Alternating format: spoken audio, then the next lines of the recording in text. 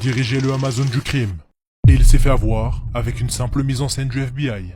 À seulement 25 ans, il gérait un empire criminel numérique, un site caché sur le Darknet, utilisé par des centaines de milliers d'utilisateurs. Il connectait des vendeurs criminels à des clients anonymes, pour toutes sortes de trafics et de substances interdites. Chaque jour, son réseau générait plus de 800 000 $, une sorte d'Amazon de l'illégalité. Et derrière tout ça, un jeune homme, Alexandre, un jeune Québécois, discret, surdoué et passionné par le code.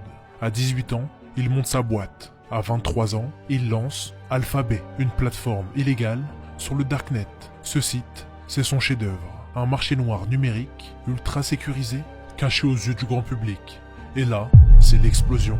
Des centaines de milliers de nouveaux utilisateurs chaque jour. Et Alphabet devient une référence mondiale dans le domaine du crime numérique. Mais justement, le numéro 1 dans ce domaine ne tient jamais très longtemps. Et la traque commence. 6 mois d'enquête, il croise les données, il surveille les transactions crypto et il trace ses déplacements. Il le localise et il monte un plan. Justement, le 5 juillet 2017, à Bangkok, une voiture s'écrase dans le portail d'une villa de luxe. Un homme sort de la demeure en courant et cherche à comprendre ce qu'il se passe. Mais ce qu'il ne savait pas, c'est que la villa est entourée par des policiers et qu'il vient de signer sa propre arrestation. Cet homme, c'est Alpha 02, un fantôme du web, un millionnaire, mais surtout le roi du Darknet. On ne connaît ni son visage, ni sa voix, mais son pseudo, lui, est bien connu du FBI, de la CIA et d'Interpol.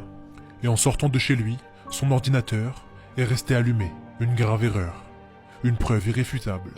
Et en une seconde, tout s'effondre. L'arrestation est filmée, l'ordinateur est saisi, mais l'histoire ne s'arrête pas là. Une semaine plus tard, alors qu'il devait être extradé vers les États-Unis, on le retrouve mort, dans sa cellule. Les autorités disent qu'il a mis fin à ses jours, mais rien n'a été filmé et rien n'a été enregistré. Des proches à lui crient au complot. D'autres pensent que c'est une mise en scène pour échapper à l'extradition. Personne ne saura jamais. Mais ce qui est sûr, c'est qu'avec lui, c'est un empire numérique qui s'effondre. Si tu veux la suite, abonne-toi et mets en commentaire partie 2.